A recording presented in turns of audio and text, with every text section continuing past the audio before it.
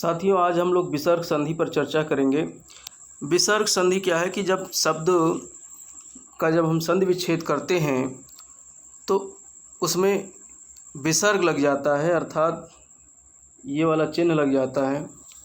तो ऐसे विकार को या ऐसे परिवर्तन को विसर्ग संधि कहते हैं। इसको हम लोग नियम के माध्यम से समझेंगे। कुछ शब्द ले करके फिर उन शब्दों में कुछ साम्यता दिखाई देगी और उससे हम एक नियम बनाएंगे। तो नियम के माध्यम से समझेंगे, इसलिए सरल भी है और समझ में भी आएगा, आसान भी है।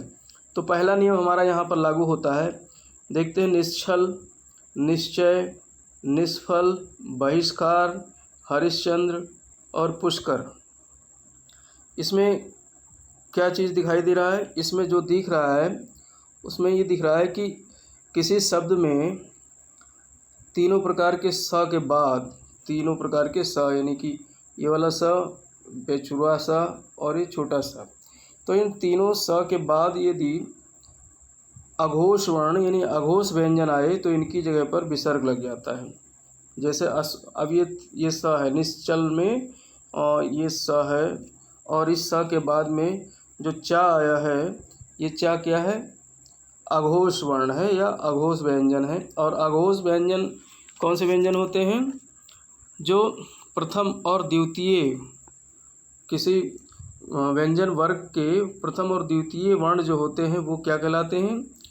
अघोष व्यंजन कहलाते हैं। तो चा है या फिर ये फा है जो कि द्वितीय वर्ग है, चा और छा, ये ठीक है, और का है प्रथम वर्ग का है। तो इस तरीके से इनकी जगह पर विसर्ग लग जाता है। तो यहाँ पर निश्चल का हो गया नी, अब ये स हटा करके विसर्ग लगा करके और फिर चिन्ह, धन का चिन्ह लगा करके और फिर पीछे वाला शब्द लिख देते हैं यथावत। तो इस प्रकार का ये विसर्ग जो है इस नियम से संधि विच्छेद होता है। ठीक, जैसे निश्चय, निश्चल हो गया, फिर निश्चय हो गया, निष्फल में हो गया ये फा जो है क्या है? पा और फा, यानी कि अघोष व्यंजन है फा, क्योंकि ये दूसरे नंबर का जो है वर्ग अंतराल का जो है दूसरे नंबर का वर्ण है। इसी प्रकार से बहिष्कार का जो है पहले जो है वर्ग का पहला अक्षर है का, ठीक है। इसी प्रकार से हरिश्चंद्र चा पहला अक्षर है छा, और पुष्कर। तो इस तरीके से पहला नियम है। दूसरा नियम हम लोग देखते हैं, इसमें दुशासन, दुस्सह, निसंकोच, निसंदेह, निशुल्क और दुशासन, दुसाहस। तो इसमें हमने एक चीज़ कॉमन देखी कि हर सा के बाद में उसका जो है एक आधे सा के बाद पूर्ण सा दिखाई दे रहा है। इसमें एक हमको जो व्यवस्था दिखाई दे रही है इन शब्दों में, तो इनमें आधा सा के बाद पूरा सा दिखाई दे रहा है। तीनों प्रकार के सा में आधा सा के बाद पूरा सा दिखाई दे रहा है। तो ऐसी स्थिति में ये आधे सा हट करके इनकी जगह विसर्ग लग जाता है। जैसे दुशासन है तो आधा सा ये वाला हट गया तो इसकी जगह विसर्ग लग गया, और पीछे वाला शब्द यथावत लिख दिया गया दुशासन। दुसह, दुसह हो गया। निसंकोच, निसंकोच हो गया। निसंदेह, निसंदेह हो गया। तो इसी प्रकार से आगे हम देख लेंगे। ऐसे ही नियम नंबर 3 है। इस नियम में क्या होता है कि देखते हैं, ये निर्गुण है, निर्जन है, निर्झर है, निर्मल है, दुर्गुण है, निर्दोष है, निर्यात है, पुनर्जन्म है। तो इसमें हमें एक चीज़ जो कॉमन दिखाई दे रही है, सब में एक चीज़ ये दिखाई दे रही है कि मोस्टली जो है सभी शब्दों में क्या है कि ऊपर उड़ंत वाला रा लगा हुआ है। ऊपर जो रा लगा हुआ है इसको उड़ंत रा बोलते हैं।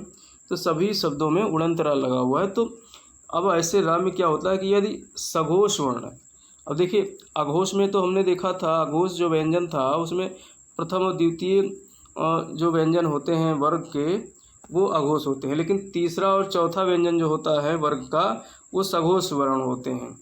तो सघोष वर्ण और साथ में ही य, र, ल, व, ये वर्ण, इन वर्णों पर अगर उड़ंत रा लगा हो तो उड़ंत रा हट करके विसर्ग लग जाता है। जैसे निर्गुण, गा क्या है? निर्गुण में गा क्या है?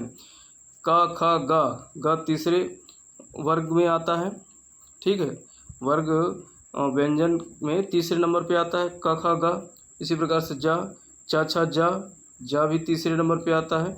तो तीसरे और चौथे और पाँचवें नंबर पे आने वाले व्यंजन के ऊपर अगर उड़ंत रा लगा हुआ है या फिर या, रा, ला, वा, इन पर उड़ंत रा लगा हुआ है तो यहाँ पर जो है क्या हो जाता है, इनके हट जाने पर इनका संधि विच्छेद जब करते हैं तो इनको हटा देते हैं, इनकी जगह विसर्ग लगा देते हैं और पीछे का शब्द यथावत लिख देते हैं। जैसे निर्गुण है एक शब्द देखते हैं, निर्गुण में हमने यहाँ पर जो गा पे ऊपर लगा हुआ था उड़ंत रा, इसको हटा करके हमने इसको विसर्ग में बदल दिया और विसर्ग में बदलने के साथ प्लस का चिन्ह लगा करके और फिर यथावत शब्द लिख दिया। निर्जन, इसी प्रकार से निर्जन है निधनजन, निर्झर है निधनझर, निर्मल है निधनमल, इसी प्रकार से और सब आप देख सकते हैं। जैसे पुनर्जन्म है तो पुनर्जन्म में वैसे तो मुख्य रूप से जितने वर्ण आए हैं, ऊपर के जितने शब्द आए हैं, इनमें दूसरे नंबर पे उड़ंतरा लगा हुआ है, लेकिन पुनर्जन्म में व्यवस्था आप देखिए तीसरे नंबर पे लगा हुआ है। तो कुछ लोग इस तरीके से बताते हैं कि दूसरे नंबर पे लगे हुए उड़ंतरा की जगह जो है विसर्ग लगा देते हैं, तो ऐसा नहीं है। यहाँ तीसरा नंबर भी आ गया तो हम इसको इस नियम से समझ सकते हैं कि जो है जो सघोष वर्ण है, अब सघोष वर्ण ये याद मत रखिए, जो तीसरे और चौथे पाँचवें नंबर के जो वर्ण हैं उनके ऊपर उड़ंतरा लगा हो या रा ला वा के ऊपर उड़ंतरा लगा हो तो उनको हटा करके हम इस तरीके से पुनर्जन्म को पुनः जन्म लिख सकते हैं। या निर्यात का निहियात हो गया, ऊपर से हमने उड़ंतरा हटा दिया या पे, ठीक। या वाला इसमें उदाहरण ये वाला हो गया, हमने बताया था या रा ला वा, ठीक। तो इस तरीके से तीसरा नियम। और चौथा नियम में हम देखते हैं, जैसे इसमें व्यवस्था देखते हैं, ये मनोयोग है, मनोरथ है, अधोपतन है, मनोज है, रजोगुण है, अधोगति है, यशोदा है और इसी प्रकार से मनोहारी है, ठीक है। तो ये कुछ ऐसे शब्द हैं जिन शब्दों में हमने क्या देखा, ओ की मात्रा दिखाई दे रही है, सभी शब्दों में ओ की मात्रा दिखाई दे रही है। तो ऐसे शब्दों में क्या करते हैं, ओ की मात्रा के बाद जो सघोष वर्ण है या सघोष व्यंजन है, यानी तीसरे चौथे पाँचवें वर्ग के जो वर्ण हैं या व्यंजन हैं और इसके साथ में य, र, ल, व, ह ये वर्ण आए तो जो ओ की मात्रा है उसका लोप होकर के विसर्ग लगा देते हैं, ठीक। जैसे मनु योग है, अब मनु योग में जो है यहाँ पर या क्या आया, इसके हिसाब से या आ गया, और रा क्या आया, इसके हिसाब से रा आ गया, और जा क्या आया तो च छ जा तीसरे नंबर का, तो इस जा क्या हो गया, सघोष वर्ण हो गया, सघोष व्यंजन हो गया। इसी प्रकार से गा, क ख गा तीसरे नंबर पे आया, ठीक है। दा, ता था दा तीसरे नंबर पे आएगा यशोदा में।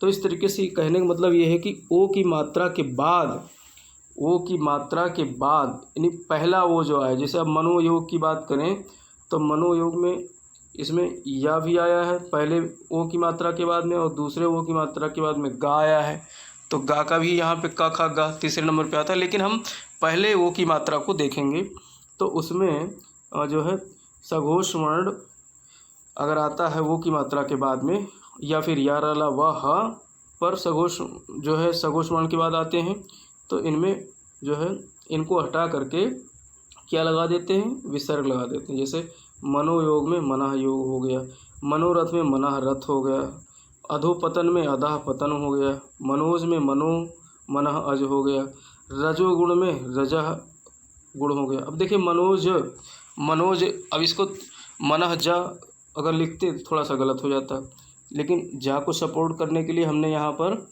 क्या लगा दिया, हमने यहाँ पर एक स्वर लगा दिया अ, तो मनः अज हो गया मनोज। अधोगति अधागति हो गया, यशोदा यशा दा हो गया यशोदा का। इसी प्रकार से मनोहारी मनहारी हो गया। तो ये सारे जो है नियम 4 के अंतर्गत हमने सीखा। अब नियम 5 हम लोग देखते हैं। नियम 5 में नीरव, नीरस, नीरज, नीरोग ये सब हमने देखे। एक व्यवस्था देखी कि इसमें बड़ी ई की मात्रा लगी हुई है, यानी बड़ी मात्रा लगी हुई है। तो यदि विसर्ग के बाद रा आए, विसर्ग के बाद रा आए, विसर्ग ये है और इसके बाद में यदि रा आता है, सभी में देखिए रा आ रहा है, विसर्ग के बाद रा आए तो विसर्ग का पहला स्वर दीर्घ या बड़ी मात्रा का हो जाता है।